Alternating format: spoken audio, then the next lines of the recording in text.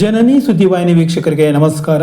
ರಾಮಚಂದ್ರಾಪುರ ಮಠದ ಶ್ರೀ ರಾಘವೇಶ್ವರ ಭಾರತಿ ಶ್ರೀಗಳವರ ನುಡಿ, ಹಣ ಮಾತ್ರದಿಂದ ದೇವರನ್ನು ಇರಿಸಿಕೊಳ್ಳುವುದಕ್ಕೂ ಒಲಿಸಿಕೊಳ್ಳುವುದಕ್ಕೂ ಸಾಧ್ಯವಿಲ್ಲ, ಭಕ್ತಿ ಶ್ರದ್ಧೆಗಳಿದ್ದರೆ ಮಾತ್ರ ಸಾಧ್ಯ. ತುಂಬೆ ಬೆಂಕಟವಳ್ಳಿ ಶ್ರೀ ರಾಮೇಶ್ವರ ದೇವರ ನೂತನ ಶಿಲಾಮಯ ಗರ್ಭಗುಡಿ ಮತ್ತು ಸುತ್ತುಪೌಳಿ ಲೋಕಾರ್ಪಣೆ, ದೇವರ ಪುನಃಪ್ರತಿಷ್ಠೆ ವಿಶೇಷದೊಂದಿಗೆ ನಾನು ರಮೇಶ ಗಡೆ ಗುಂಡುಮನೆ. ಚಿಕ್ಕ ಊರಿನಲ್ಲಿರುವ ಒಗ್ಗಟ್ಟು ಮತ್ತು ಶ್ರದ್ಧೆ ಎಂಥ ಅದ್ಭುತ ಕೆಲಸವನ್ನಾದರೂ ಮಾಡಬಹುದು ಎನ್ನುವುದಕ್ಕೆ ತುಂಬೆಯ ಊರು ನಿದರ್ಶನವಾಗಿದೆ ಎಂದು ರಾಮಚಂದ್ರಾಪುರ ಮಠದ ಶ್ರೀ ರಾಘವೇಶ್ವರ ಭಾರತಿ ಸ್ವಾಮೀಜಿ ಹೇಳಿದರು.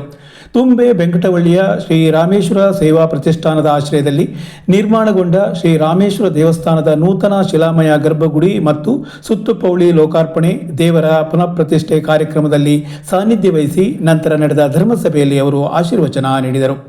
ಹಣ ಮಾತ್ರದಿಂದ ದೇವರನ್ನು ಇರಿಸಿಕೊಳ್ಳುವುದಕ್ಕೂ ಒಲಿಸಿಕೊಳ್ಳುವುದಕ್ಕೂ ಸಾಧ್ಯವಿಲ್ಲ, ದೇವರಿಗೆ ಬೇಕಿರುವ ಭಕ್ತಿಯಿಂದ ಮಾತ್ರ ಸಾನ್ನಿಧ್ಯವನ್ನು ಉಳಿಸಿಕೊಳ್ಳಬಹುದು ಎಂದ ಅವರು, ಕಾಯ ಚಿಕ್ಕದಿದ್ದರೂ ಕೇವಲ 2 ಪಾದಗಳಲ್ಲಿ ಭೂಮಿ ಆಕಾಶ ಅಳೆದು ನಿಂತ ವಾಮನನ ಕಥೆಯನ್ನು ಉದಾಹರಣೆ ನೀಡಿ, ಊರಿನಲ್ಲಿ ಮನೆ ಎಷ್ಟಿದೆ ಎನ್ನುವುದಕ್ಕಿಂತ ಇದ್ದ ಮನಗಳ ಒಮ್ಮನಸ್ಸು ಹೇಗಿದೆ ಎನ್ನುವುದು ಮುಖ್ಯವಾಗಲಿದೆ. ಹಾಗಾಗಿಯೇ ಇಲ್ಲಿ ದೇವಸ್ಥಾನವೊಂದು ಶಾಸ್ತ್ರೀಯವಾಗಿ ಹೇಗಿರಬೇಕು ಹಾಗೆ ಕಟ್ಟುವ ಮೂಲಕ ತಮ್ಮ ಕಾಯಕದ ಶ್ರದ್ಧೆಯನ್ನು ಮೆರೆದಿರುವುದು ಮಾತ್ರವಲ್ಲದೆ ಅತ್ಯಂತ ಸುಂದರವಾಗಿ ದೇವಸ್ಥಾನವನ್ನು ಕಟ್ಟಿದ್ದಾರೆ. ಹೀಗೆ ಸುಂದರವಾಗಿರುವ, ಶಾಸ್ತ್ರೀಯವೂ ಆಗಿರುವ ಮತ್ತು ವಾಸ್ತು ಪ್ರಕಾರವಾಗಿರುವ ದೇವಸ್ಥಾನದಲ್ಲಿ ಊರ ಜನರ ಭಕ್ತಿಯ ಸಂಗಮವೂ ಆಗಿರುವುದು ಶ್ರೇಯಸ್ಸಿಗೆ ಪುಷ್ಟಿ ನೀಡಿದೆ ಎಂದು ಅವರು ಹೇಳಿದರು. ಇದಕ್ಕೂ ಮುನ್ನ ಶ್ರೀರಾಮೇಶ್ವರ ದೇವರ ಜೀವ ಕುಂಭಾಭಿಷೇಕ ಪೂರ್ವಕ ಪ್ರತಿಷ್ಠೆಯನ್ನು ಶ್ರೀಗಳವರು ನೆರವೇರಿಸಿದರು. ಶ್ರೀರಾಮೇಶ್ವರ ಸೇವಾ ಪ್ರತಿಷ್ಠಾನದ ಅಧ್ಯಕ್ಷ ಪ್ರಖ್ಯಾತ್ ಸುಬ್ಬರಾವ್ ತುಂಬೆ ದೇವಸ್ಥಾನದ ನಿರ್ಮಾಣದ ಹಿನ್ನೆಲೆಯ ಕುರಿತು ಮಾತನಾಡಿದರು. ಪ್ರಧಾನ ತಂತ್ರಿಗಳಾದ ವೇದಮೂರ್ತಿ ಸಮರ್ಥ್ ಭಟ್ ಮಂಕಳಲೆ, ಸಿಗಂದೂರು ಕ್ಷೇತ್ರದ ಪ್ರಧಾನ ಅರ್ಚಕ SP ಶೇಷಗಿರಿ ಭಟ್, ವರದಳ್ಳಿ ಶ್ರೀ ದುರ್ಗಾಂಬ ದೇವಸ್ಥಾನದ ಪ್ರಧಾನ ಅರ್ಚಕ ವಿದ್ವಾನ್ ಶ್ರೀಧರ್ ಭಟ್, ವರದಾಪುರ ಶ್ರೀಧರ ಸೇವಾ ಮಹಾಮಂಡಲದ ಅಧ್ಯಕ್ಷ MG ಕೃಷ್ಣಮೂರ್ತಿ ಮತ್ತಿತರರು ಈ ಸಂದರ್ಭ ಹಾಜರಿದ್ದರು. ಅರುಣ್ ಬೆಂಕಟವಳ್ಳಿ ನಿರೂಪಿಸಿದರು. ದೇವರ ಪ್ರತಿಷ್ಠಾಪನೆ ಹಿನ್ನೆಲೆಯಲ್ಲಿ ಗುರುವಾರದಿಂದಲೂ ವಿವಿಧ ಧಾರ್ಮಿಕ ಅಲ್ಲದೆ ಸಾಂಸ್ಕೃತಿಕ ಕಾರ್ಯಕ್ರಮಗಳು ಜರುಗಿತ್ತು. ದಿವಸ ಎಷ್ಟೋ ವರ್ಷದ ಹಿಂದಿನ ನಮ್ಮೆಲ್ಲರ ಇಡೀ ಗ್ರಾಮಸ್ಥರ ಕನಸು ನನಸಾದಂತಹ ಒಂದು ದಿವಸ ಇದು. ಎಷ್ಟೋ ವರ್ಷದ ಹಿಂದಿನ ಕನಸಾಗಿದ್ದರೂ ಕೂಡ ಅದು ಒಂದು ದೈವ ಸಂಕಲ್ಪ. ಬಹುಶಃ ಅದು ಆ ದೈವ ಸಂಕಲ್ಪ ಇಂದು ಸಂಪೂರ್ತಿಯಾಗಿದೆ ಅಂತ ಹೇಳಿ ನಾನು ಭಾವಿಸ್ತೇನೆ.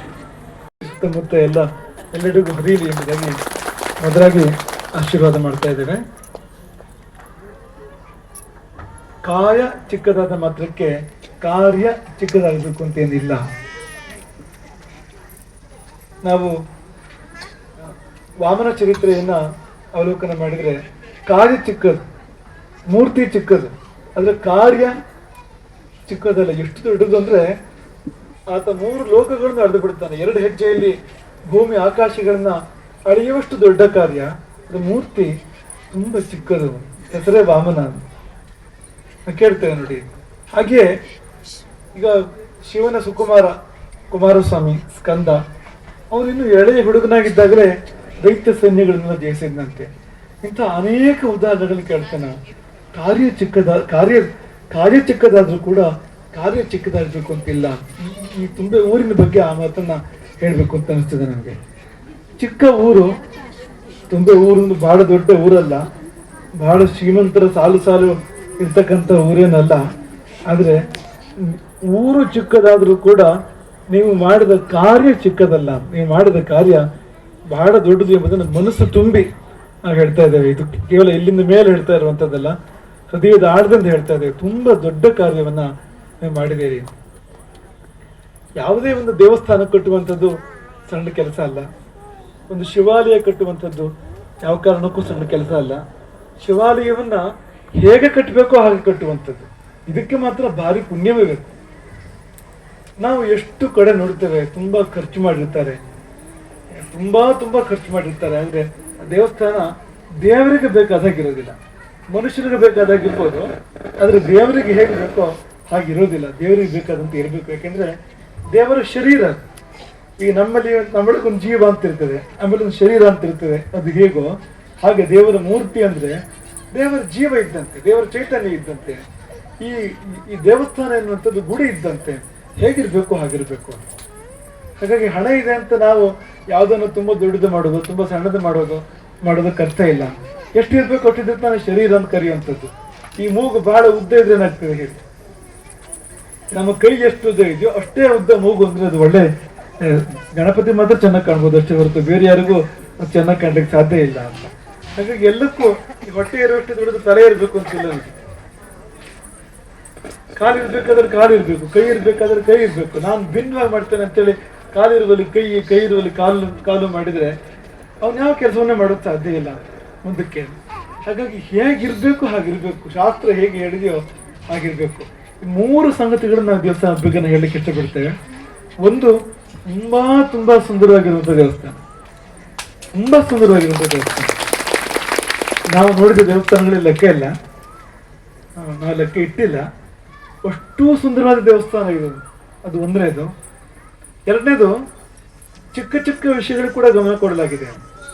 ಉದಾಹರಣೆಗೆ ಪ್ರವೇಶ ಮಾಡುವಲ್ಲಿ ನವರಂಗದಲ್ಲಿ 12 ರಾಶಿಗಳನ್ನ ಕೆತ್ತನೆ ಮಾಡಲಾಗಿದೆ ಮೇಲಕ್ಕೆ. ಆ 12 ರಾಶಿಗಳು ಹೇಗಿದ್ದಾವೆ ಅಂದ್ರೆ ಶಾಸ್ತ್ರ ಹೇಗೆ ನಿರೂಪಣೆ ಮಾಡ್ತಿದ್ವಿ ಹಾಗೆ ಇದೆ ಅದು. ಆ ಒಂದು ಅಂದ್ರೆ ಈಗ ನಾವು ನಿಂತ್ಕೊಂಡ್ರೆ ಒಬ್ಬ ದೈವಜ್ಞ ಅವನು ಎಲ್ಲೇ ಕೂತ್ಕೊಂಡಿರಲಿ ನಿಂತ್ಕೊಂಡಿರಲಿ, ಅವನ ಮುಂಭಾಗಕ್ಕೆ ಸ್ವಲ್ಪ ಎಡಕ್ಕೆ ಮೇಷ, ಬಲಕ್ಕೆ ವೃಷಭ, ಈ ಮೂಲೆಯಲ್ಲಿ ಮೀನ, ಆ ಮೂಲೆಯಲ್ಲಿ ಮಿಥುನ, ಹೀಗೆ ಬರಬೇಕು. ಅದು ಈಚೆ ಮೂಲೆಯಲ್ಲಿ ಕನ್ಯಾ, ಆಚೆ ಮೂಲೆಯಲ್ಲಿ ಧನು. ಬಲಕ್ಕೆ ಹೋದ್ರೆ ಒಂಚೂರು ಈ ಕಡೆಗೆ ಕರ್ಕ, ಆ ಕಡೆಗೆ ಸಿಂಹ ಬರಬೇಕು. ಹಾಗೆ ಎಡಕ್ಕೆ ಹೋದ್ರೆ ಒಂಚೂರು ಈ ಕಡೆಗೆ ಕರ್ಕ, ಆ ಕಡೆಗೆ ಸಿಂಹ ಬರಬೇಕು. ಹಾಗಿದ್ರೆ ಅದು ಹಾಗಿರ್ತದೆ ಅಂತ. ಯಾವುದೇ ಒಬ್ಬ ದೈವಜ್ಞನ ಸುತ್ತಮುತ್ತ ತಾನಾಗಿ ರಾಶಿ ಚಕ್ರ ಇರ್ತದೆ ಅಂತ. ಒಂದಿಷ್ಟೇ ಚಿಕ್ಕ ಗಂಟೆ ಇರ್ತದೆ ದೇವರಿಗೆ, ಅದು ಯಾವ ಶಾಸ್ತ್ರಕ್ಕೂ ಬರುವಂಥದ್ದಾಗಿರೋದಿಲ್ಲ. ಇಲ್ಲಿ ಹಾಗಲ್ಲ. ಈಗಾಗಲೇ ಗಂಟೆಯಿಂದ ಆರಂಭ ಮಾಡಿ, ಆರತಿಯಿಂದ ಆರಂಭ ಮಾಡಿ, ಕೂರ್ಮ ಪೀಠದಿಂದ ಅರ್ಚಕರು ಕೂತ್ಕೊಳ್ಬೇಕಾಗಿರ್ತಕ್ಕಂಥ ಪೀಠ. ಎಷ್ಟೋ ಕಡೆಯಲ್ಲಿ ಪ್ಲಾಸ್ಟಿಕ್ಕಿನ ಆಸನ ಹಾಕೊಂಡು ಪೂಜೆ ಮಾಡ್ತಾ ಇರ್ತಾರೆ ಅರ್ಚಕರು. ಆ ಪೂಜೆಗೆ ಫಲ ಎಲ್ಲಿದೆ ದೇವರಿಗೆ ಗೊತ್ತು. ಅದು ಪೂಜೆಗೆ ಯೋಗ್ಯ ಆಗಿರ್ತಕ್ಕಂಥ ಆಸನ ಅಲ್ಲ ಅದು. ಆದ್ರೆ ಇಲ್ಲಿ ಹಾಗಲ್ಲ. ಒಂದು ಕೂರ್ಮಪೀಠ, ಆ ಕೂರ್ಮಪೀಠವು ಕೂಡ ಆಯಬದ್ಧವಾಗಿರ್ತಕ್ಕಂಥದ್ದು. ಆಯದಲ್ಲಿ ಇರ್ತಕ್ಕಂಥ ಪೀಠವನ್ನ ಇಲ್ಲಿ ಈಗಾಗಲೇ ತಂದಿಡ್ಲಾಗಿದೆ. ಹೀಗೆ ಇಲ್ಲಿ ನಾವು ನೋಡ್ಲಿಲ್ಲ. ಸತ್ಯವಾಗಿ ಹೇಳ್ಬೇಕು ಅಂದ್ರೆ ಎಷ್ಟು ಕಡೆ ನಾವು ದೇವಸ್ಥಾನಗಳಿಗೆ ಹೋಗ್ತೇವೆ ಬರ್ತೇವೆ, ಎಷ್ಟು ಪ್ರತಿಷ್ಠಾಪನೆಗಳಲ್ಲಿ ಭಾಗವಹಿಸ್ತೇವೆ. ಇಷ್ಟು ಸೂಕ್ಷ್ಮಗಳನ್ನ ಗಮನಿಸಿ ಮೊದಲೇ ದೇವಸ್ಥಾನದ ಪ್ರತಿಷ್ಠಾಪನೆಗಿಂತ ಮುಂಚಿತವಾಗಿ ಇದೆಲ್ಲವನ್ನು ಸಿದ್ಧಪಡಿಸಿ ಇಡುವಂಥದ್ದು. ಅದಕ್ಕೊಂದು ಬೇರೆಯೇ ಮೇಧೆ ಬೇಕು, ಅದಕ್ಕೆ ಬುದ್ಧಿ ಹಾಗೆ ಕೆಲಸ ಮಾಡ್ಬೇಕಾಗ್ತದೆ. ಈಶ್ವರ ಬುದ್ಧಿ ಕೊಡ್ಬೇಕಾಗ್ತದೆ. ಈಶ್ವರ ಬುದ್ಧಿ ಕೊಡದೆ ಅಂತ ಸೂಕ್ಷ್ಮಗಳು ಪಡೆಯೋದಕ್ಕೆ ಸಾಧ್ಯ ಇಲ್ಲ ಎಂಬುದಾಗಿ ನಮ್ಮ ಭಾವನೆ. ಹಾಗಾಗಿ ಒಂದು ತುಂಬಾ ಶಾಸ್ತ್ರೀಯವಾಗಿ ಮಾಡಲ್ಪಟ್ಟಿದೆ, ಶಾಸ್ತ್ರ ಸಮ್ಮತವಾಗಿ ಮಾಡಲ್ಪಟ್ಟಿದೆ. ಈ ಮೂರು ಕಾರಣಕ್ಕೆ ನಾವು ಈ ದೇವಸ್ಥಾನವನ್ನು ತುಂಬಾ ಅಭಿನಂದಿಸ್ತೇವೆ. ದೇವಸ್ಥಾನವನ್ನ, ಅದ್ರ ಹಿಂದೆ ಕೆಲಸ ಮಾಡಿರ್ತಕ್ಕಂಥ ಕಾರ್ಯಕರ್ತರನ್ನ, ಊರ್ನವರನ್ನ, ಮತ್ತು ಊರಿನವರಿಗೆ ಸ್ಪಂದಿಸಿರ್ತಕ್ಕಂಥ ಪರವೂರಿನವ್ರನ್ನ. ಈ ಸಮಯದಲ್ಲಿ ಪರವೂರನ್ನು ಕೂಡ ಸ್ಪಂದಿಸಿದ್ದಾರೆ. ಇದಕ್ಕೆ ಎಲ್ಲರೂ ಕೂಡ ಈ ಸಮಯದಲ್ಲಿ ನಾವು ವಿಶೇಷವಾಗಿ ಅಭಿನಂದಿಸಲಿಕ್ಕೆ, ಆಶೀರ್ವದಿಸಲಿಕ್ಕೆ ಅಪೇಕ್ಷೆ ಪಡ್ತೇವೆ. ಅದ್ಭುತವಾಗಿರ್ತಕ್ಕಂಥ ದೇವಸ್ಥಾನವನ್ನ ಕಟ್ಟಿರಲಿ ಆಗಮಿಕರು, ಸರಿಯಾದ ಆಗಮಿಕರು, ಸರಿಯಾದ ತಂತ್ರಜ್ಞರು. ತಂತ್ರಜ್ಞಾನ ಶಬ್ದ ಇದಕ್ಕೆ ಸಲ್ಲುವಂಥದ್ದು. ತಂತ್ರವನ್ನು ಬಲ್ಲಂತವರು ತಾಂತ್ರಿಕರು. ಅವರು ಬಂದು ಅಲ್ಲಿ ಚೈತನ್ಯವನ್ನು ಹೂಡದೇ ಇದ್ರೆ, ಆ ಮೂರ್ತಿಯಲ್ಲಿ ಚೈತನ್ಯವಾದ ಆವಾಹನೆ ಸರಿಯಾದ ಕ್ರಮದಲ್ಲಿ ಮಾಡದೇ ಇದ್ರೆ ಏನು ಪ್ರಯೋಜನ ಆಗೋದಿಲ್ಲ. ಇಲ್ಲಿ ನಿಮ್ಮ ಯೋಗಕ್ಕೆ ತುಂಬಾ ಒಳ್ಳೆಯ ತಾಂತ್ರಿಕರು ನಿಮಗೆ ಸಿಕ್ಕಿದ್ದಾರೆ. ನಾವು ಈ ಪ್ರಾಂತಕ್ಕೆ ಆಸ್ತಿ ಅಂತ ಹೇಳ್ತೇನೆ.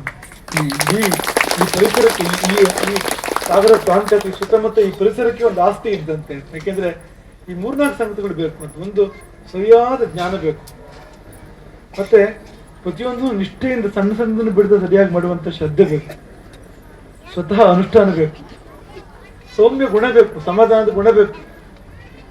ಶಾಸ್ತ್ರ ಏನ್ ಹೇಳ್ತೇವೆ ಅಂದ್ರೆ, ನೀವು ಪೂಜೆ ಮಾಡುವ ಮಧ್ಯದಲ್ಲಿ ನಿಮಗೆ ಸಿಟ್ಟು ಬಂದ್ರೆ ಹೋಗಿ ಸ್ನಾನ ಮಾಡ್ಕೊಂಡು ಬರಬೇಕು ಅಂತ ಶಾಸ್ತ್ರ ಹೇಳ್ತದೆ. ಮೇಲ್ಗೆ ಆಯ್ತು. ಕೆಲವು ಜನರಿಗೆ ಸಿಟ್ಟು ಬರೋದೇ ಆವಾಗ, ಪೂಜೆ ಕೂತಾದ್ರೆ ಸಿಟ್ಟು ಬರೋದು, ಬೇರೆ ಹೋಗ್ತಾರೆ ಸಮಾಧಾನ.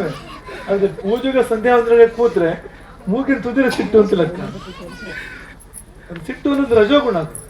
ಮೈಲಿಗೆ ಅಂದ್ರೆ ಬೇರೆ ಏನೂ ಇಲ್ಲ. ರಜೋಗುಣ, ತಮೋಗುಣಕ್ಕೆ ಮೈಲಿಗೆ ಅಂತ ಹೆಸರು, ಸತ್ವಗುಣಕ್ಕೆ ಮಡಿ ಅಂತ ಹೆಸರು.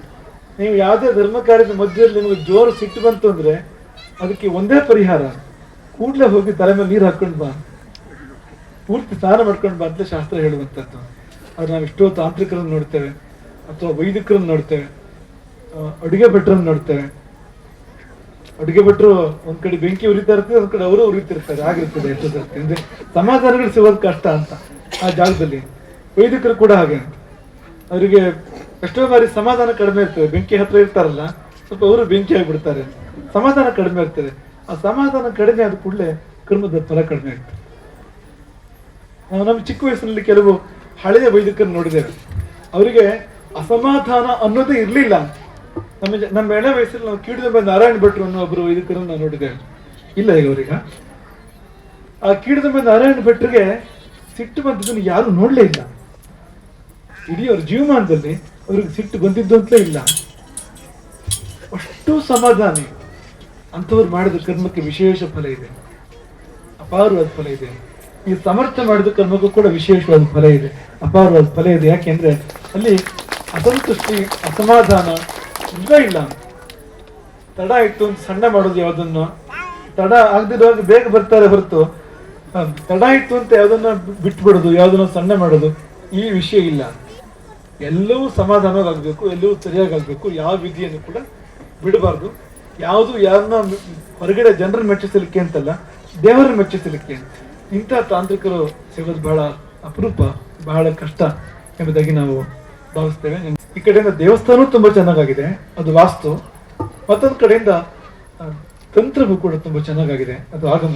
ಹಾಗಾಗಿ ನೀವೆಲ್ಲ ಅದೃಷ್ಟವಂತರು. ಜೊತೆಯಲ್ಲಿ ಒಳ್ಳೆ ದೇವಜ್ಞರು ಸಿಕ್ಕಿ, ಗುಣದೋಷಗಳ ಪರಿಜ್ಞಾನ ನಿಮ್ಗೆ ಒದಗಿ ಬಂದು, ಯಾಕೆ ಹೀಗೆಲ್ಲ ತೊಂದರೆಗಳಾಯ್ತು ಅದಕ್ಕೆ ಬೇಕಾದ ಪರಿಹಾರಗಳನ್ನು ಮಾಡಿಕೊಂಡು ಅದು ಎಲ್ಲ ಆಗಿರೋದ್ರಿಂದ ಈ ಮೂರೂ ಶಾಸ್ತ್ರಗಳು ಸೇರಿ ಒಂದು ಸಂಗಮ ಅಂತ, ತ್ರಿವೇಣಿ ಸಂಗಮ ಅಂತ. ಒಂದು ಜ್ಯೋತಿಷ, ಆಗಮ ಮತ್ತು ವಾಸ್ತು.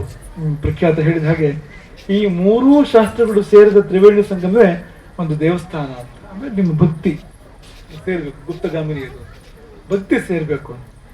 ಅದೆಲ್ಲ ಅದೇ ರೀತಿಯಲ್ಲಿ ಆಗಿದ್ರಿಂದಾಗಿ ಈ ಕಾರ್ಯಕ್ರಮ ಇಷ್ಟು ತೃಪ್ತಿ ಕೊಟ್ಟಿದೆ ನಮ್ಗೆ. ಅಂದ್ರೆ ನಿನ್ನೆ ನಮಗೆ ದೇವಸ್ಥಾನಕ್ಕೆ ನೋಡ್ಲಿಕ್ಕೆ ಹೋಗಿದ್ವಿ ನಿನ್ನೆ, ಆಗಲೇ ನಮ್ಗೆ ಮನಸ್ಸು ತುಂಬಿ ಬಂದಿತ್ತು. ಇವತ್ತು ಅದು ತುಂಬಿ ಹರಿದಿದೆ, ತುಂಬೆ ಊರಲ್ವ ಇದು, ಹಾಗಾಗಿ ಅದು ತುಂಬಿ ಹರಿದಿದೆ ಎಂಬುದಾಗಿ ನಾವು ಈ ಸಮಯದಲ್ಲಿ ಹೇಳಬಯಸ್ತೇವೆ.